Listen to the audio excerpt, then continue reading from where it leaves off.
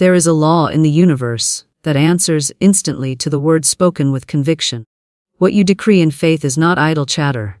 It is the command of spirit clothed in vibration, and vibration moves substance. Money is not something far away. Money is not elusive. Money is simply energy awaiting direction. When you speak the right word, in the right spirit, money cannot resist, for money has no will of its own. It is obedient to divine authority spoken through you. Most people call money as though it were a stranger at a distance, begging it to arrive, doubting if it will ever hear. But when you stand as the heir of divine abundance, you speak not as a beggar, but as a rightful owner. You do not plead with money, you summon it. You do not chase money, you command it. And money being energy, being vibration, answers at once.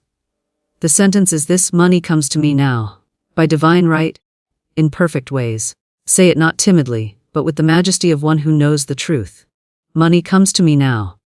Not tomorrow, not someday, but now. For spirit acts in the present moment.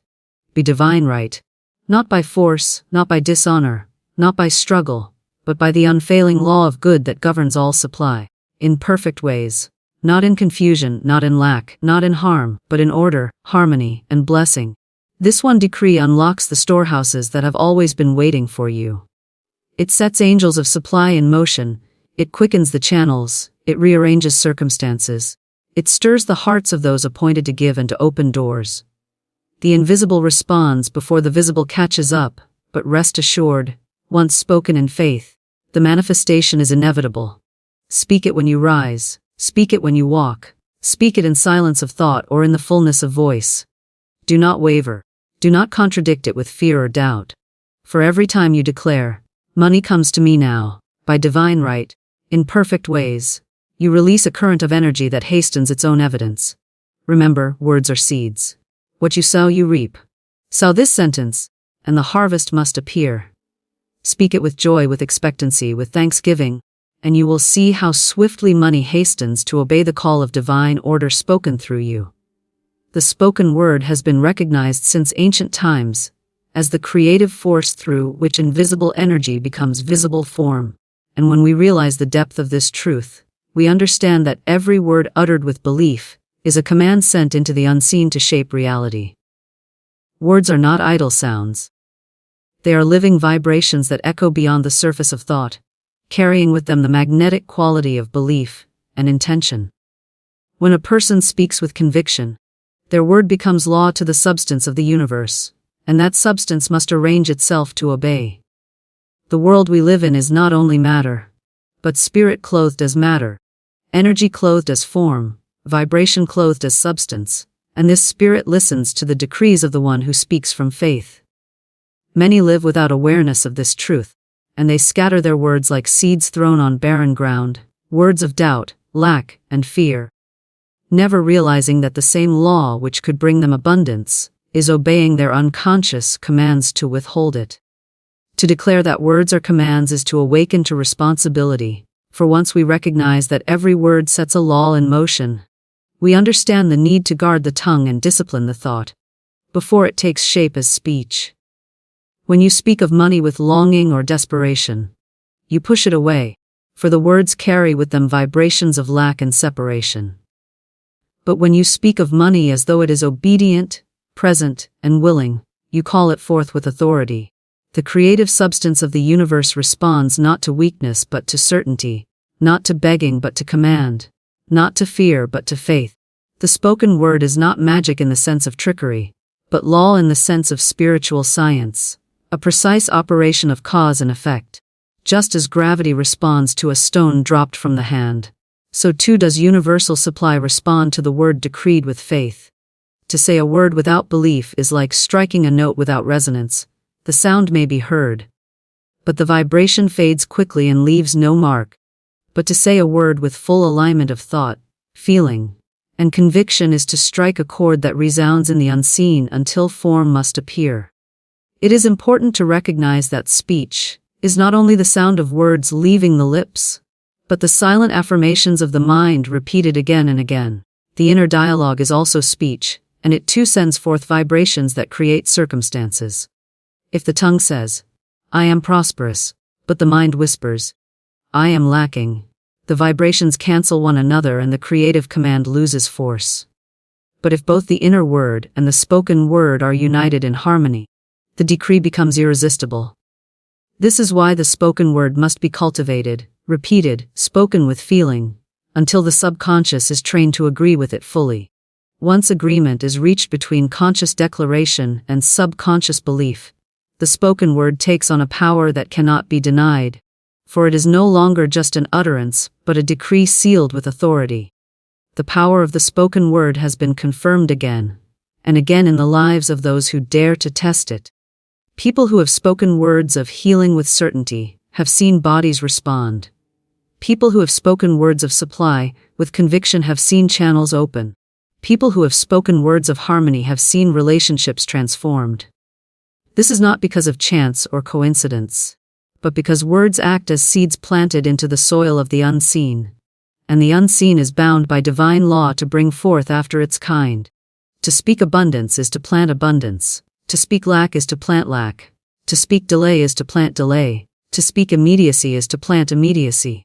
The word spoken with faith is a seed that cannot die. It must grow and bear fruit in its season. Money is one of the clearest mirrors of this truth, because money responds not to toil alone but to vibration. Many work with their hands and minds, yet struggle endlessly because their words contradict their efforts. They say, "I never have enough," and the law answers, "It is done." They say, "Money is hard to get," and the law answers, "It is done." They say, "I cannot afford," and the law answers, "It is done." The law does not discriminate, it simply obeys the vibration spoken. But the one who has awakened to the power of the word knows that to decree, "Money comes to me now by divine right in perfect ways," is to command energy itself to take form as money, and the law must answer, "It is done." The spoken word as command does not rely on visible evidence, it relies on spiritual authority. Evidence may lag, but the unseen has already shifted, and the shift must break into the visible. To treat the spoken word as a command is to recognize yourself as more than flesh and bone, but as a divine heir of the infinite. You are not a victim begging from life, you are a commander decreeing to substance, and substance obeys. Every time you speak a word of prosperity, you charge the atmosphere with a vibration that summons its likeness. Every time you speak a word of lack, you discharge the power you could have used to bring good. The wise therefore choose words carefully, for they know each one is a building block of experience. The authority lies not in shouting or straining, but in calm certainty. Even a whisper carries weight when spoken with unwavering faith. The creative word is not confined by time, space, or circumstance. When spoken in alignment with divine law, it leaps across barriers, rearranges conditions, and opens doors unseen. The delay between word and manifestation is only the time needed for substance to assume form. But the command itself is instant.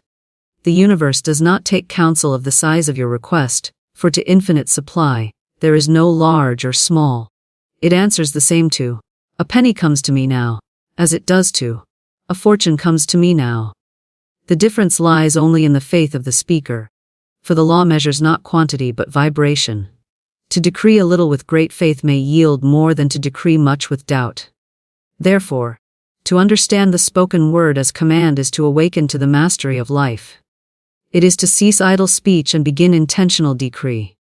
It is to realize that every sentence is either shaping abundance or shaping limitation. It is to know that when you speak of money as present, obedient, and immediate, money must hasten to obey. The power is not in the outer world but in the inner decree. And when the decree is spoken, the law of supply sets itself to work without delay. For the word has gone forth and cannot return void.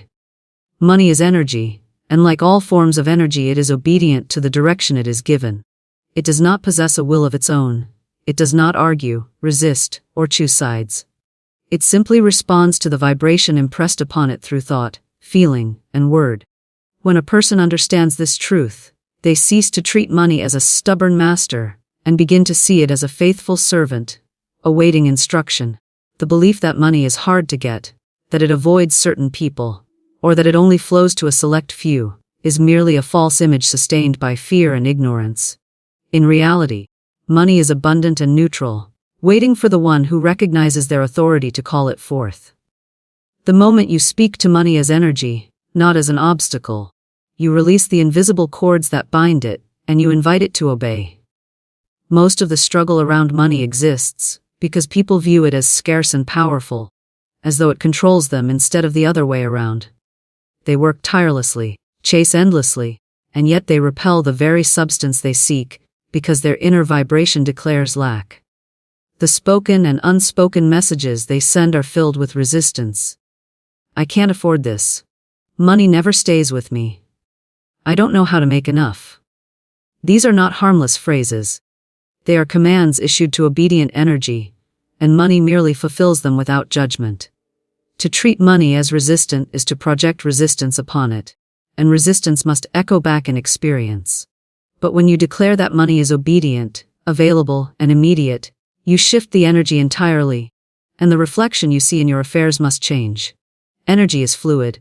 It cannot be destroyed, it only changes form. Money is one of its forms, a visible expression of the unseen vibration of supply. If you pour belief into scarcity, that belief becomes the form of empty wallets and unpaid bills. If you pour belief into abundance, that belief becomes the form of opportunities, unexpected channels, and overflowing accounts. The law is impartial, it only reflects. Imagine sunlight passing through a window. If the glass is clean, the room is bright. If the glass is clouded, the room is dim. The light itself never changes, only the filter does. In the same way, divine supply is always shining, but the words and beliefs of the individual act as filters. When the filter is fear, doubt, or resistance, the flow is blocked. When the filter is faith, command, and expectancy, the flow is clear. Money as obedient energy has no choice but to pass through in the form allowed by the belief. When someone realizes this, they stop pleading with money to come and start instructing it. This is not arrogance, it is alignment with divine law. The authority does not come from ego but from truth. You were created as heir to abundance, and as such, you have dominion over energy. Just as the farmer commands the soil with seed, knowing the soil cannot resist, so too does the awakened individual command money, with words of power, knowing money cannot disobey. The farmer does not question whether the soil will reject the seed, for the soil has no will of its own. Likewise, money has no will of its own. The only question is whether the seed planted is one of abundance or one of lack, and that seed is planted through words and feelings. This is why certain people seem to attract money without effort, while others struggle in endless toil. Those who attract it have learned, consciously or unconsciously, to treat money as obedient energy. They do not doubt its arrival, they expect it, they speak to it as something already present, and so it flows. Those who struggle speak against themselves, and their words are laws fulfilled with precision. Energy responds impartially, and money as a form of energy simply follows the decree. The difference lies not in the opportunities presented, but in the vibration with which they are met. One person meets opportunity with command, another with fear, and each receives accordingly. Money also responds to clarity. Energy does not thrive in confusion, it thrives in precision. If you say vaguely, "I need more money," the command is weak for it lacks form. If you say with certainty, "Money comes to me now in perfect ways to cover this amount," the command is sharp, and energy arranges itself swiftly. Obedient energy requires specific instruction, and once given, it moves without hesitation. The individual who speaks with clarity sees results that seem almost miraculous, but in truth they are simply the natural outcome of a precise decree. The law does not fail, only the speaker wavers. Another truth about money as obedient energy is that it follows the path of least resistance. This is why unexpected channels open when you decree supply. You may imagine it coming from one direction, but the energy may choose another that is smoother, quicker, or more aligned. Money will come in the way that is easiest for the law to express, not always the way the mind has imagined. To understand this is to release control over the how, and focus instead on the decree. The words, "Money comes to me now, by divine right, in perfect ways," give the law freedom to select the path. If you cling to one channel and resist all others, you close doors. But when you allow money to obey in perfect ways, you open countless channels and speed the manifestation. The obedience of money is also tied to the emotion with which it is called. Words without feeling are like commands without force. They may drift into the air without impact. But words spoken with joy, gratitude, and certainty carry vibration strong enough to bend conditions. To declare, "Money comes to me now," with a heart full of doubt is to weaken the decree. But to declare it with joy as though it is already true, is to charge the words with irresistible energy. Joy and gratitude are the fuels that ignite the spoken word, making the command impossible to ignore. Money responds instantly to this vibration, hastening to take form in the visible. The final truth is that money, like all obedient energy, mirrors your inner state. If you honor it, it honors you. If you fear it, it flees. If you command it with love, faith, and certainty, it stands at attention. The energy of money reflects the energy of its master. When you decide to master your words, your thoughts, and your feelings, you become master of money. Not through force, not through toil, but through alignment with the law of vibration. Money does not resist you. It has been waiting all along for your recognition of its obedience, ready to rush forth the moment you speak. As one who knows the truth, the phrase, "by divine right," is the foundation of true prosperity, for it reminds us that supply does not depend on human struggle, manipulation, or desperate effort but flows from the infinite source that governs all life. When you align yourself with divine right, you move beyond the limited belief that money must come only through hard labor, chance, or competition. And you recognize that there is an unseen law of order working ceaselessly to bring you exactly what belongs to you. Nothing that is yours by divine right can be withheld, and nothing that is not yours can be kept, for the universe is exact, and the law is perfect. To live in awareness of divine right is to step into a realm where abundance flows naturally, without strain, without dishonor, and without fear of loss. Many people attempt to force prosperity by means of worry, scheming, or endless labor, and while they may gather money through such efforts, it seldom remains with them in peace, for it was not gained in harmony with divine right. That which comes through struggle tends to bring more struggle, and that which comes through dishonor tends to carry with it the seeds of loss. But what comes by divine right comes with ease, with protection, with lasting joy, because it is established by the higher law that governs all. To know this is to remove the anxiety of supply. For you understand that you are never competing with another soul, never at risk of lack, never at the mercy of chance, for what belongs to you by divine right must come, and what belongs to another can never be taken. When you declare that money comes to you, be divine right, you release the burden of trying to make things happen through force, and you instead invite the higher law to arrange the details. You cease to chase and begin to attract. You cease to beg and begin to command. You cease to worry and begin to rest in the assurance of divine order. This does not mean that action is absent, but it means that action is inspired and guided, not frantic or fearful. The right ideas appear, the right people are drawn, the right opportunities unfold, and the path is smooth before you, because the decree has been spoken in alignment with divine right. There is a vast difference between supply that is grasped at and supply that is received by divine law. One is accompanied by fear, the other by peace. One is unstable, the other is secure. One is fleeting, the other is enduring. True prosperity is not measured only in the amount of money gained, but in the harmony, freedom, and joy that accompany it. Money without peace is poverty in disguise, but money by divine right brings expansion, blessing, and freedom to the soul.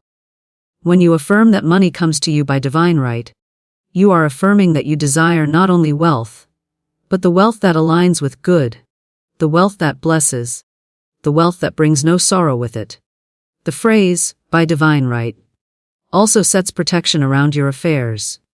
It ensures that nothing that would harm you can enter, no matter how tempting it may appear. There are times when something may look like opportunity, but is not aligned with divine right. And if you are steadfast in this decree, it will fall away before it can harm you. What is not yours will not stick, and what is yours cannot miss you. This law is infallible. There is great peace in knowing that you cannot lose what is meant for you, nor can you mistakenly keep what is not. Divine right sorts all things with perfect justice, leaving you free to trust instead of fear. To claim your prosperity by divine right is also to affirm that you need not take from another to be supplied. The world teaches that there is competition for limited resources, but divine law teaches that the supply is infinite and individualized. What is yours does not diminish another, and what is another's cannot diminish you. Each person has a unique inheritance in the universal storehouse, and no one can lay claim to yours. This removes jealousy, envy, and strife, for you recognize that your abundance is secure in its own place, awaiting only your recognition and decree. In this way, prosperity by divine right is prosperity without conflict. It is also important to note that divine right never delays without purpose. If there seems to be a waiting, it is only because circumstances are being arranged in the perfect way for the manifestation to appear.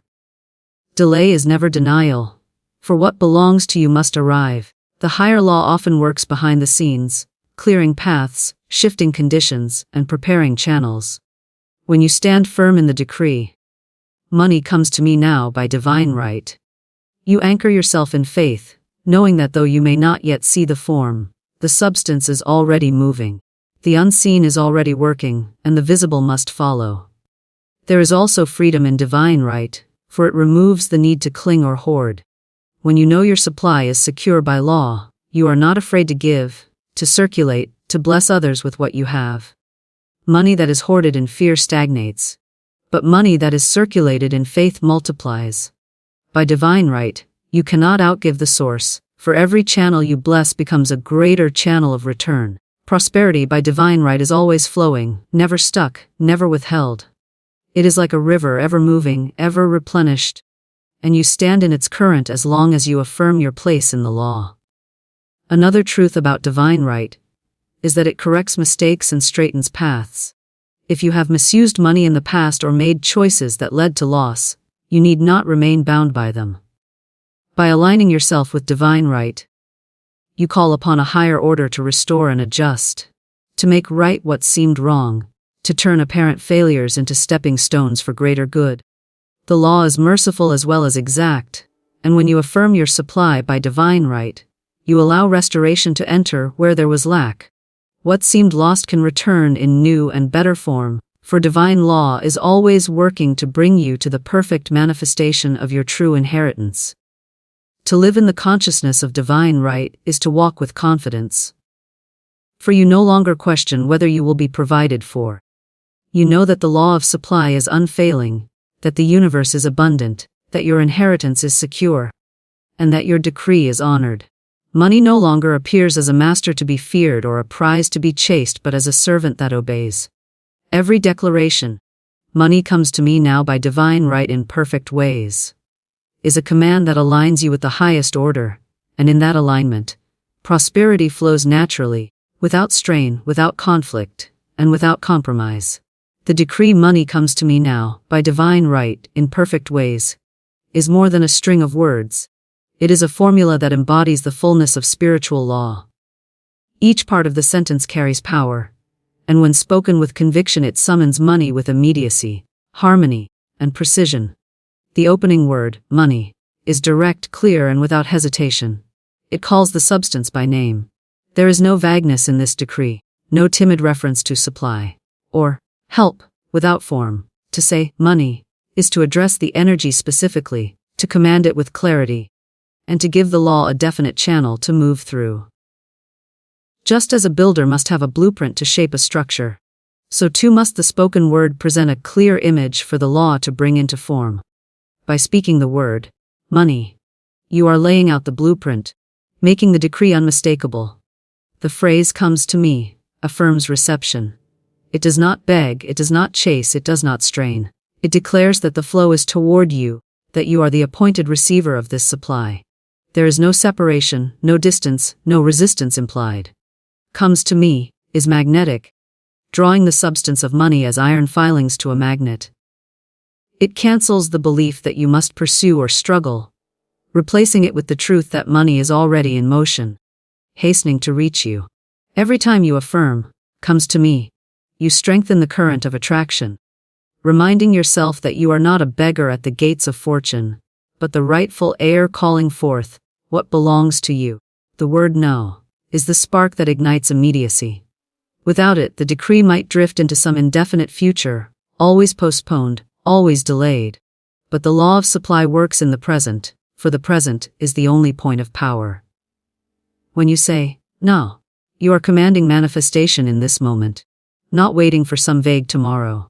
The subconscious mind responds to this urgency, aligning itself to act, and the unseen forces of supply quicken to obey. Now is the word that removes hesitation. It pulls the manifestation from the distant horizon into the present hour. It affirms that there is no need to wait, no need to postpone, for the law of abundance is as present as the air you breathe. The phrase, by divine right, ensures that the supply comes in ways that are orderly, harmonious, and secure. It is the safeguard of the decree, the shield that prevents harm, dishonor, or injustice. Many fear money because they associate it with greed, corruption, or hardship, but, by divine right, purifies the channel.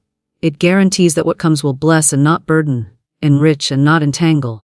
It aligns the flow of money with higher law, ensuring that nothing arrives through struggle or loss to another, but only through paths of justice and peace. By speaking these words, you release fear, knowing that the money you receive is yours by law, and that no one can be harmed by your prosperity. Be divine right places your decree under the protection of eternal order, which cannot fail and cannot be overturned. The final phrase, perfect ways, opens the decree to infinite channels of expression. It removes rigidity, releasing the need to dictate how the money must arrive. Often, people block their own supply by insisting it must come through one specific source, one job, one investment, one person. This insistence narrows the channel and limits the law. But perfect ways allows the universe to choose the smoothest, fastest, and most harmonious path. It makes room for the unexpected, for sudden gifts, for surprising opportunities, for channels you could not have imagined. It ensures that the manifestation is complete, free from flaw, free from delay, free from complication. What arrives in perfect ways arrives with harmony intact, bringing blessing not only to you but to all connected with it. This single decree contains within it the elements of clarity, reception, immediacy, safety, and harmony. When spoken together, these elements form a complete command, irresistible to energy and substance. Money, being obedient energy, cannot resist the force of such a decree when spoken with faith. The law hears the command and sets every condition in motion to fulfill it. Circumstances rearrange themselves. Opportunities align, channels open, and the invisible currents quicken. The decree does not simply call money from nowhere. It activates the law of supply that has always been present, waiting for direction. Repetition strengthens the decree.